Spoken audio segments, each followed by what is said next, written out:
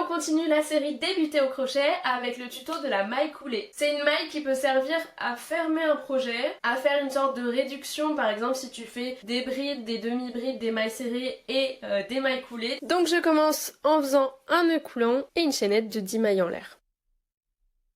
Pour que vous puissiez bien vous rendre compte, je vais faire une partie du premier rang en demi-bride. Vous pouvez retrouver le tuto de la demi-bride sur mon profil d'ailleurs. Donc là, on a des demi-brides. Si on veut passer en maille coulée, donc on a cette boucle-là, on passe dans la maille, on attrape le fil et on passe dans la première boucle.